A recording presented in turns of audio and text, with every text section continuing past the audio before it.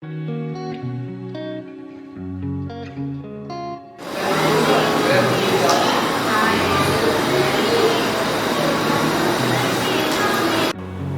Day ઉજવવાનો છે. શું? રેની day. રેની day એટલે શું ખબર છે? રેની એટલે વરસાદ અને ડે એટલે દિવસ, વરસાદના દિવસો.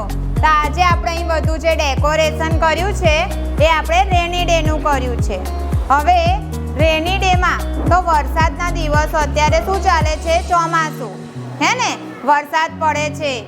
વરસાદમાં તમને ખૂબ નાહવાનું ગમે, છબછબિયા કરવાનું ગમે.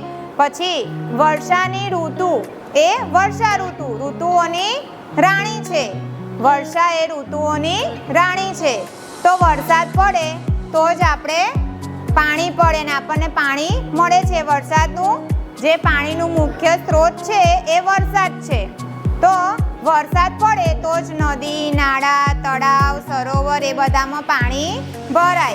પાણી વગર આપણે જીવી શકીએ? ના. અને હવા વગર પણ ના જીવી શકીએ. એટલે આપણે જળ એ જીવન છે. ગુજરાતીમાં એક કહેવત છે કે જળ એ જ જીવન. તો હવે અહીંયા આપણે બધું શણગાર્યું છે. તમે જોજો બાળકો કે માછલી છે, ઝાડ છે, હોળી છે. તો ફૂલ મસ્ત.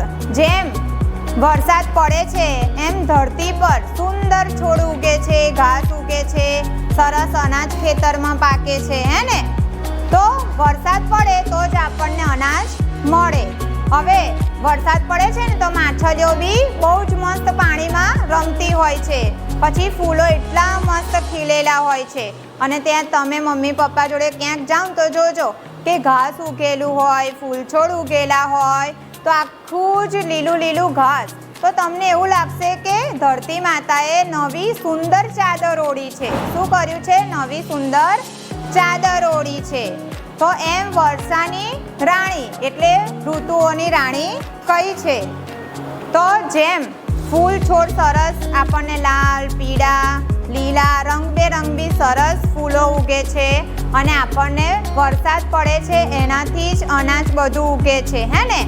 વરસાદ ના પડે તો આપણને અતિવૃષ્ટિ થાય છે, હે ને? તો વરસાદથી આપણને ખૂબ ફાયદો થાય છે. પાણી વગર ચાલે આપણને? ના. તો હવે તમને પછી જોજો બીજું શું હોય છે વરસાદમાં? મોર. મોર કળા કરે છે, હે ને? અને ટેહુક ટેહુક બોલે છે. જ્યારે વરસાદ આવે છે તો મોરને ખબર પડે. પછી દેડકા. જોયો છે દેડકો?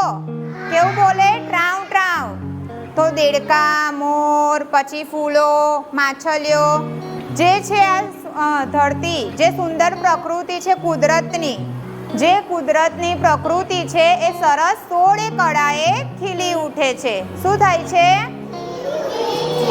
અને પશુ પંખીઓ એ બધા પણ ખુશ થઈ જાય છે, હે ને?